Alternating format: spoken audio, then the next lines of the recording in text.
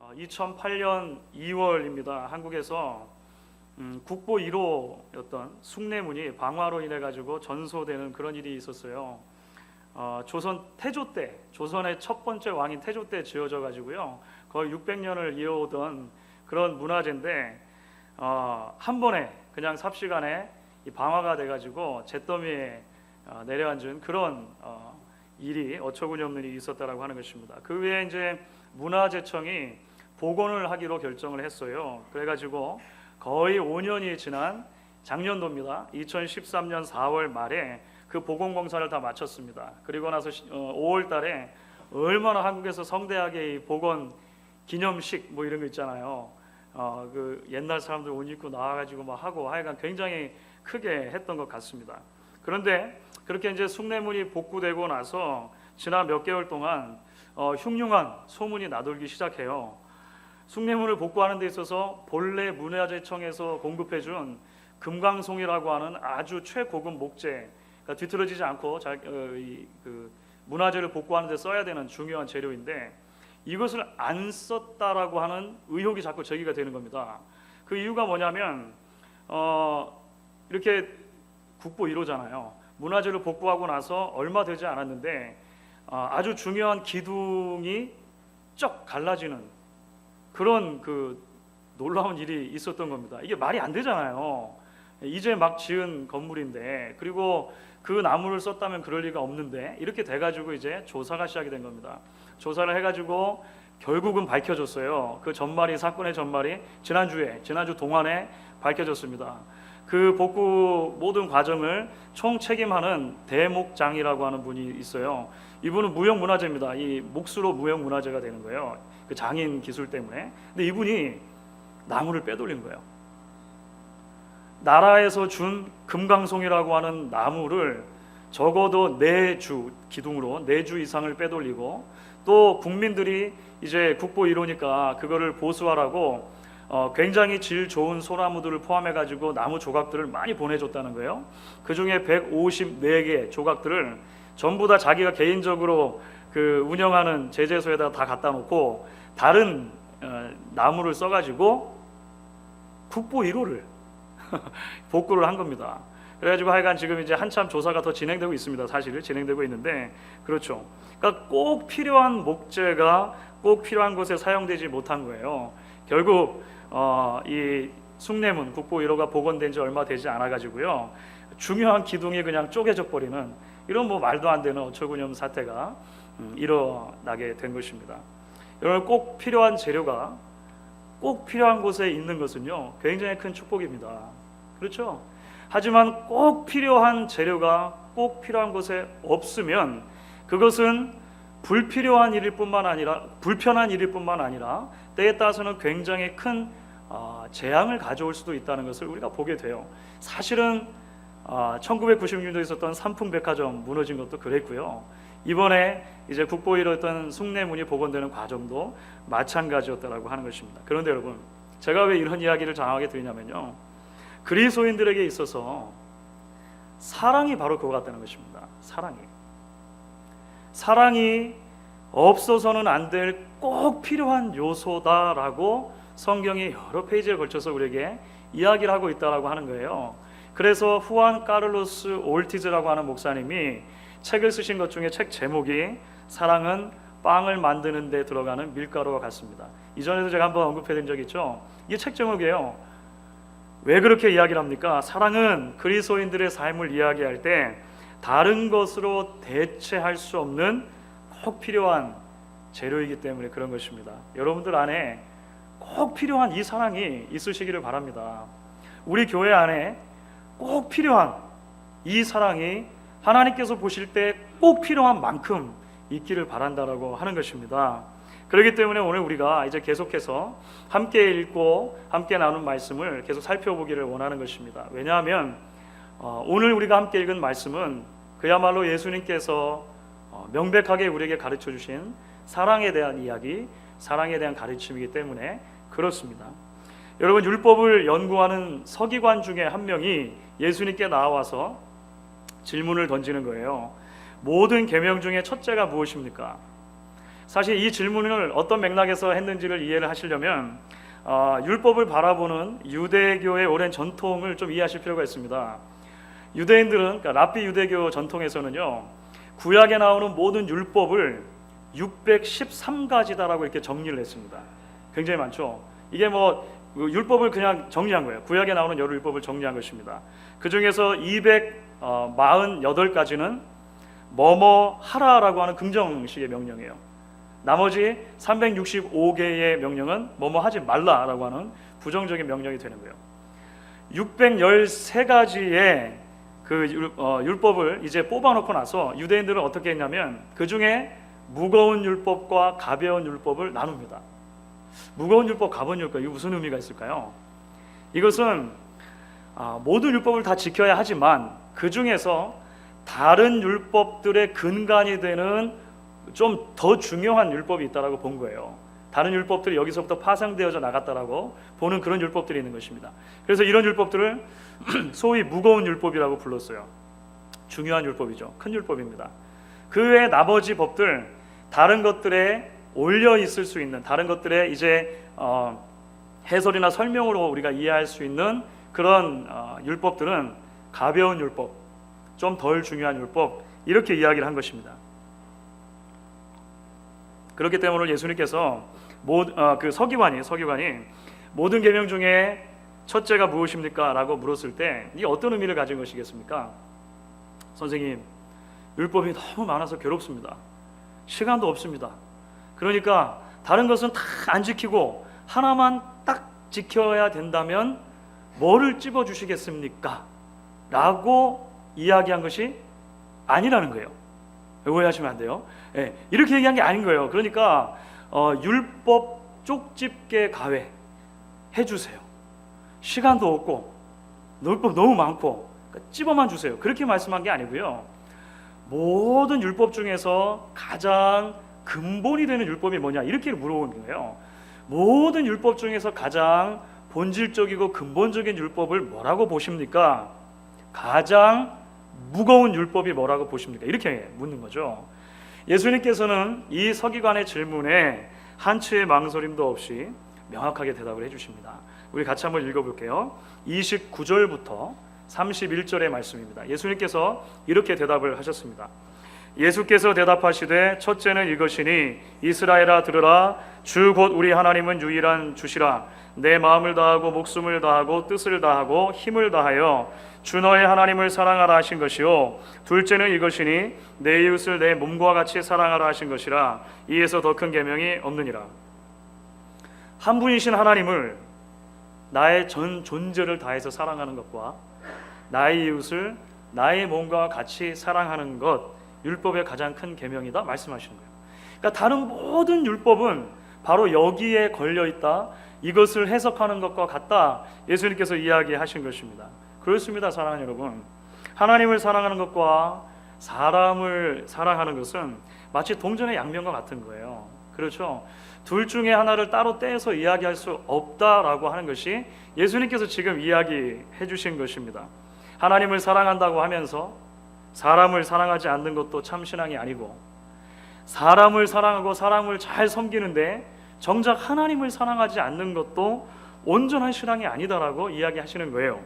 하나님의 사랑은, 하나님을 향한 사랑은 자연스럽게 그 하나님의 형상으로 지음받은 사람들을 향한 사랑으로 연결될 수밖에 없다라고 하는 것입니다. 그것이 예수님의 가르침인 거죠. 그래서 그 예수님의 가르침을 심각하게 생각했던, 이제 그 성경 이후에, 그러니까 그 복음서 이후에 그 성경들을 보시게 되면 성경의 저자들이 예수님의 말씀을 이런저런 식으로 이제 적용해서 해석하는 것을 볼 수 있습니다. 특별히 사도 요한은 이렇게 우리에게 이야기합니다. 사도 요한의 말씀은 굉장히 우리에게 익숙한 말씀이에요. 요한 1서 4장 7절 8절입니다. 제가 한번 읽겠습니다. 사랑하는 자들아, 우리가 서로 사랑하자. 사랑은 하나님께 속한 것이니 사랑하는 자마다 하나님께로서 나서 하나님을 알고, 사랑하지 아니하는 자는 하나님을 알지 못하나니 이는 하나님은 사랑이십니다. 우리가 얼마나 많이 들어 알고 있는 말씀입니까? 사도 바울은 로마서에서 심지어 이렇게 이야기를 해요. 사랑은 율법의 완성이다. 이것은 사랑을 실천하면 나머지는 모든 것을 안 해도 된다, 이런 말씀이 아니고요. 그렇죠. 다시 한번 말씀드립니다. 사랑을 실천하는 것에 다른 모든 계명이 들어있다라고 본 것이죠. 가장 근본되는 가장 무거운 율법이다. 여전히 다른 모든 저자들도 이야기를 한 것입니다. 많이 기도했는데 그 기도하던 입술로 아무렇지도 않게 형제를 판단하고 정죄하는 말들을 내뱉어서 상처를 주는 경우가 얼마나 많이 있습니까? 찬송하기 좋아하는데 우리의 찬송했던 그 같은 입으로 너무나도 자연스럽게 욕하고 시기와 질투의 언어들을 쏟아내는데 우리가 얼마나 익숙하냐라고 하는 것입니다. 하나님은 사랑하는데 도저히 교회 안에서 내가 다른 성도들에게 받은 상처가 커서 더 이상 교회를 나가기가 힘들다라고 말하는 경우가 우리에게 얼마나 많으냐라고 하는 것입니다. 그런데 오늘 예수님의 말씀이요, 너무 분명하게 도전하는 거예요. 그렇죠? 이보다 어떻게 더 명확하게 우리에게 사랑의 명령에 대해 도전할 수 있습니까? 하나님 사랑, 사람 사랑 함께 가는 것이어야 한다 이야기를 합니다. 나눌 수 없는 것이다. 하나님이 우리에게 기대하시는 가장 큰 가치이다 이야기를 하는 거예요. 사랑이 신앙의 본질이라고 할 수 있겠고, 또 그 사랑이 교회를 교회되게 하는 반드시 필요한 재료이기 때문에 그렇게 성경이 우리에게 이야기를 하는 것입니다. 자, 그런데 여러분, 우리가 여기까지 말씀을 들으면요, 어쩔 수 없이 우리 마음속에 이런 질문이 또 떠오르게 돼요. 수도 없이 많이 들어 알고 있는 말씀인데 이 말씀대로 사는 것이 쉽지 않다는 것입니다. 그렇죠? 이게 좋은 재료라는 건 알겠어요. 이게 꼭 필요한 재료라는 것은 이제 알겠습니다. 왜냐하면 주은재 목사도 여러 번 이야기했고 성경을 펼칠 때마다 이야기하지 않습니까? 알겠어요. 그런데 정작 우리의 매일의 삶 속에서 닥쳐오는 문제 상황들 속에서 그 필요한 재료를 첫 꺼내가지고 필요한 양만큼 딱 사용하는 것이 쉽지가 않은 거예요. 쉽지가 않은 것입니다. 우리가 교회에 출석하는 바로 그 순간부터 하나님을 사랑해야 한다, 이웃을, 형제를 사랑해야 된다, 얼마나 많이 들어왔습니까? 그런데 여전히 얼마나 많은 교회들이 서로 사랑하지 못해서, 서로 용납하지 못해서, 서로 조그마한 생각의 차이를 좁히지 못해서 몸살을 앓고 있느냐라고 하는 거예요. 얼마나 많은 성도들이 나와 다른 의견을 받아들이지 못해서 내 마음에 조금 안 드는 생각과 사고방식들이 교회 안에 존재한다고 해서 너무나도 쉽게 형제자매들 앞에서 안색이 변하고 언성을 높이게 되지 않느냐라고 하는 것입니다. 여러분, 우리가 어떻게 주님의 말씀과 우리의 삶을 연결시킬 수 있냐고 하는 것이죠. 그러니까 우리의 정말 질문은 여기가 되는 것입니다.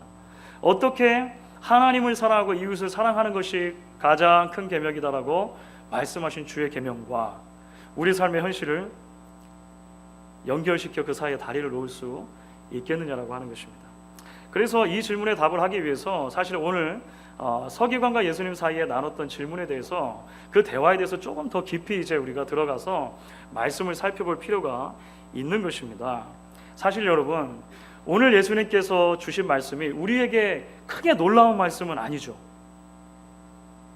와, 이런 놀라운 말씀을 예수님이 주셨다니 처음 들어봤다, 이런 분 있으세요? 한 분도 없으시죠? 그런데요 여러분, 유대인들에게도 예수님께서 주신 말씀은요, 새로운 가르침이 전혀 아니다라는 것을 우리가 먼저 기억할 필요가 있어요. 왜냐하면 하나님을 사랑하고 이웃을 사랑하라고 하는 말씀은 유대인들이라면 모두 태어나면서부터 철저하게 배운 율법의 가장 중요한 핵심적인 말씀이기 때문에 그렇습니다. 그래서 실제적으로 오늘 29절 30절 아까 읽었지 않습니까? 예수님께서 주신 답변, 29절 30절의 답변은 사실은 유대인들이 자신의 신앙을 고백하는 가장 기본적인 신앙의 기본 틀이 있어요. 우리한테는 사도신경이지 않습니까? 유대인들에게 마치 사도신경과 같은 아주 기본적인 신앙의 틀이 있습니다. 고백의 틀이 있는데 그래서 쉐마라고 그래요. 쉐마. 자, 쉐마가 뭔가? 자, 신명기 6장 4절 5절을 한번 읽어보겠습니다. 신명기 6장 4절 5절 읽어보시면 어디서 많이 들어본 것 같아요.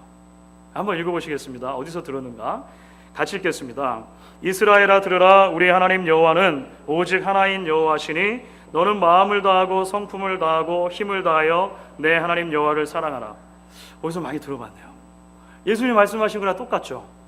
그런데 이 신명기 6장 4절 5절의 본문, 특별히 4절이 우리말로 번역됐을 때는 이스라엘아 들으라 이렇게 시작하지만 히브리 원어에서는 들으라라고 하는 단어로 시작해요. 그 들으라라고 하는 단어가 히브리어로 쉐마 이렇게 하는 것입니다. 쉐마. 그래서 유대인들은 이 신명기 6장 4절 5절부터 또 이제 9절까지 연결되고요. 그 다음에 신명기 연결되는 말씀 신명기 11장 그리고 민수기 15장 그런 말씀들의 몇몇 구절을 뽑아가지고 모아놔요. 그리고 이 말씀 전체를 쉐마라고 부른 거예요. 그럼 이 쉐마를 어떻게 하느냐? 유대인들 중에 아이가 태어나지 않습니까? 그 아이가 말을 처음 하는 순간부터 가르치는 것이 이 쉐마의 구절입니다. 특별히 신명기 6장 4절 들으라 이스라엘 여호와는 한 분이시니 이것을요 귀에 못이 박도록 계속 가르쳐 주는 거예요. 그리고 쉐마는 이스라엘 유대인들이 아침 저녁으로 예배 때마다 제사 때마다 낭송하는 신앙 고백이 됩니다. 그러니까 유대인들 치고 이 말씀을 외우지 못하는 사람이 있겠습니까? 아무리 머리가 나빠도 이거는 못 외울 수 없는 거예요. 이건 못 외울 수 없는 겁니다. 그리고 거기에 덧붙여서 이제 쉐마에 나오는 하나님 사랑에 대한 말씀에 이어 이웃 사랑에 대해서 예수님께서 말씀하시잖아요. 이것도 유대인들에게 굉장히 익숙한 말씀이 되는 겁니다. 유대인들이 중요하게 생각했던 율법 가운데 이웃 사랑에 대한 말씀이 있고요. 특별히 그것이 레위기 19장 17절 18절에 나와 있습니다. 어디서 많이 들어본 것 같지 않은가 한번 생각해 보세요. 읽어보겠습니다. 너는 내 형제를 마음으로 미워하지 말며 이웃을 인하여 죄를 당치 않도록 그를 반드시 책선하라. 원수를 갚지 말며 동포를 원망하지 말며 이웃 사랑이를 내 몸과 같이 하라. 나는 여호와니라. 어디서 많이 들어본 것 같죠. 이웃 사랑하기를 내 몸과 같이 하라. 여러분 이 말씀들은 유대인들에게 굉장히 익숙한 말씀이었다라고 하는 것입니다. 오늘 예수님께 율법의 가장 큰 계명이 무엇입니까? 가지고 나왔던 서기관은요 사실 율법을 전혀 모르는 사람이 아니라 유대인 중에서도 율법을 가장 많이 연구하는 계급에 속했습니다. 율법에 가장 가까이 있는 사람에 속했다라고 하는 거예요. 그래서 서기관들 중에는 바리새인들도 많았습니다. 서기관과 바리새인을 따로 언급하기도 하지만 그들이 같은 사람이기도 해요. 그런 경우들도 많았습니다. 그래서 예수님께서 오늘 율법의 가장 큰 계명이 뭡니까? 하나님을 사랑하고 이웃을 사랑하는 것이다. 이렇게 말했을 때 이 서기관이 어떤 반응을 보였습니까? 우와, 정말 새로운 가르침이네요. 저는 처음 들어봤습니다. 사람들이 예수 해서 보니까 이런 새로운 말씀을 여러분 이렇게 얘기했나요? 그렇지 않아요. 오늘 본문을 자세히 보시면요 이 서기관이 그 예수님께 뭐라고 얘기하냐면 32절입니다. 옳소이다. 이게 무슨 말이죠? 동의한 것입니다. 동의. 제 생각하고 똑같네요. 제가 평소에 생각했던 것과 똑같이 생각하시네요. 이렇게 말한 거죠. 동의의 표현이라고 하는 것입니다. 거기다가 아예 그래서 이 서기관은 덧붙여요. 그렇죠. 하나님을 사랑하고 이웃을 사랑하는 것이 제사 드리는 것보다 훨씬 더 중요한 계명 아닙니까? 이렇게 덧붙인다라고 하는 것입니다. 그런데 여러분, 바로 여기서 굉장히 중요한 반전 하나가 일어나요. 그리고 바로 이 반전이 일어나는 지점이 예수님께서 서기관에게 그리고 오늘 이 말씀을 듣는 저와 여러분에게 주시고자 하시는 가장 핵심적인 메시지라고 하는 것입니다. 그것은 바로 34절의 말씀이 됩니다. 오늘 12장 34절 같이 한번 읽어보도록 하겠습니다. 예수께서 그 지혜 있게 대답함을 보시고 이르시되 내가 하나님의 나라에 멀지 않도다 하시니 그 후에 감히 묻는 자가 없더라. 이게 좀 재밌습니다. 이게 무슨 의미일까요? 내가 하나님의 나라에서 멀지 않다 이렇게 말씀하셨습니다. 사실 이것은 어떻게 이해하는 것이 옳으냐면 하나님의 나라에 멀지 않다는 것은 하나님의 말씀을 기본적으로 잘 이해하기는 했지만 반밖에 이해하지 못했다 이렇게 이해하시면 맞을 것 같아요. 아직 온전히 이해하지 못했다, 다 이르지 못했다라고 이야기하시는 것입니다. 도대체 서기관이 놓친 부분이 무엇입니까? 사실 예수님께서 그 이야기를 이제 해주려고 하시는 것이고 앞으로 계속해서 그 이야기가 마가복음의 나머지 이야기 가운데 우리에게 주어질 것입니다. 그것은 무엇입니까? 하나님 사랑과 이웃 사랑이라고 하는 것은 예수 그리스도를 통해서만 가능하다고 하는 거예요. 예수님은 사실 그 말씀을 해주시고 싶었던 것입니다. 율법이 말하는 가장 중요한 가치, 하나님을 사랑하고 이웃을 사랑하는 것 맞습니다. 그런데 어떻게 그 말씀을 우리에게 연결시킬 것인가, 어떻게 그렇게 살아갈 수 있을 것인가. 예수님은요, 자신을 통하지 않고서는 그것이 불가능하다라고 이야기하신 거예요. 여러분, 사실 당시 서기관들과 바리새인들 누구보다도 구약의 말씀을 가까이 하고요, 말씀드린 것처럼 아침 저녁으로 쉐마를, 그렇죠, 묵상하고 낭독하고 외웠다라고 말씀하지 않았습니까?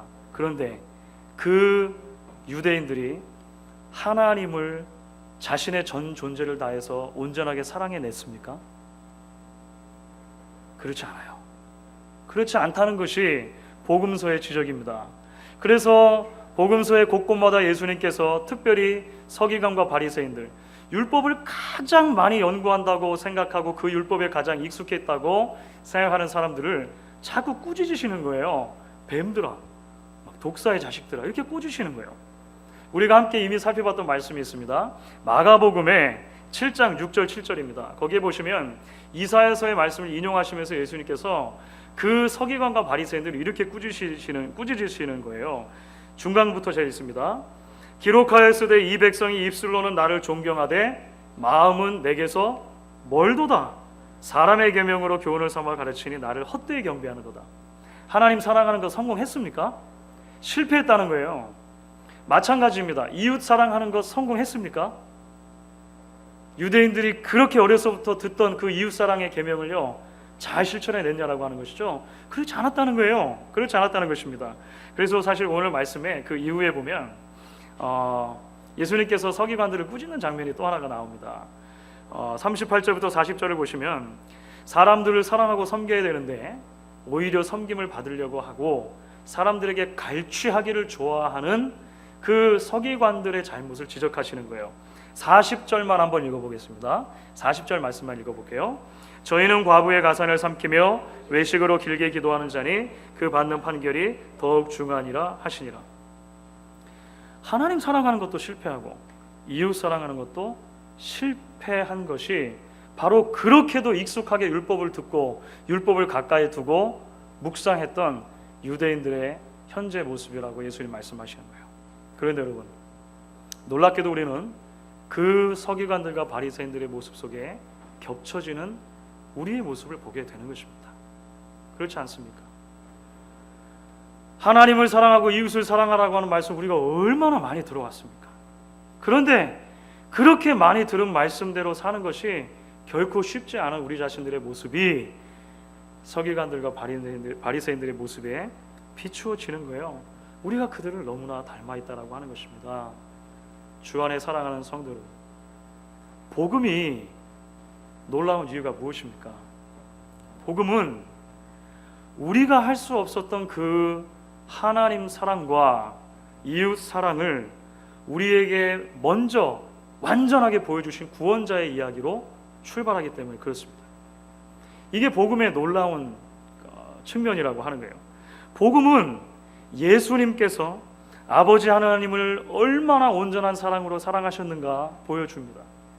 그리고 그 동일한 예수님께서 조금 더 나아가서 죄인인 사람을 얼마나 완전하게 사랑해 주셨는가 하는 이야기로 계속해서 연결이 되는 거예요. 예수 그리스도의 하나님을 향한 온전한 사랑과 사람을 향한 온전한 사랑이 만나는 한 지점이 생기게 되어집니다. 그곳이 어디입니까? 그곳이 십자가인 거예요. 십자가. 예수님께서 이제 예루살렘에 입성하셔서 어디를 향해서 가시죠?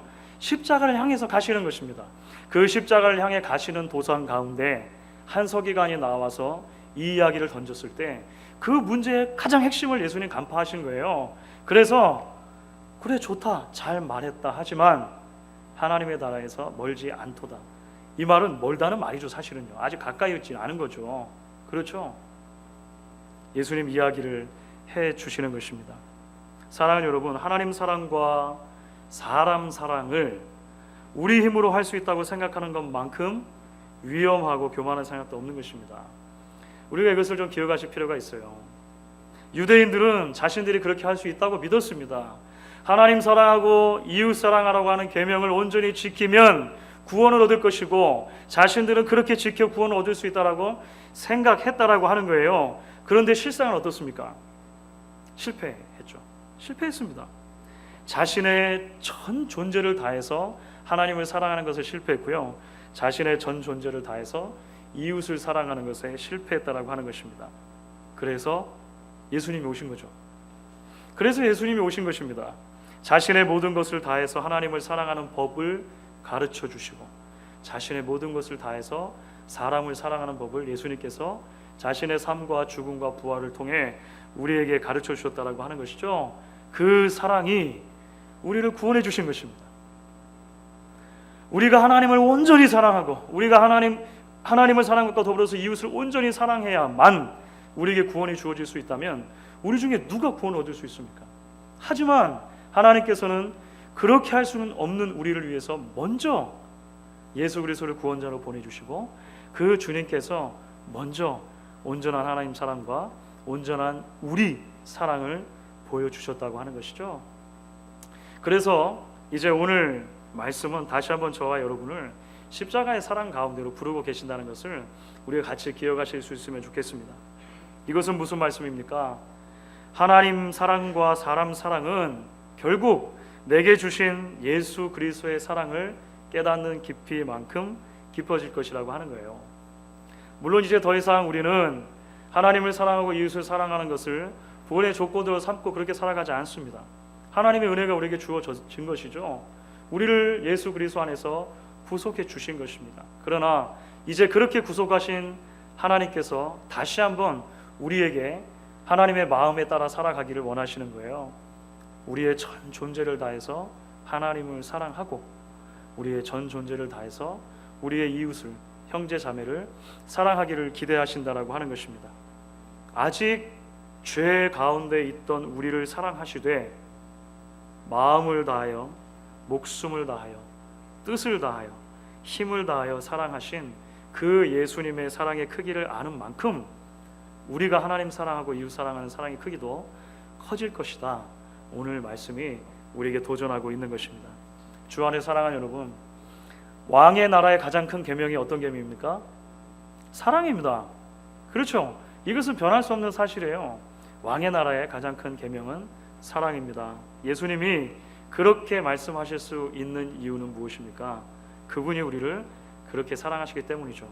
그래서 이제 우리가 그 주님의 삶의 발자취를 따라가는 자리로, 그 주님을 닮아가는 삶의 자리로 주님께서 저와 여러분을 오늘 말씀을 통해 부르고 계시는 것입니다. 이 말씀의 도전에 믿음으로 응답하시는 저와 여러분 되시기를 주의 이름으로 축원합니다.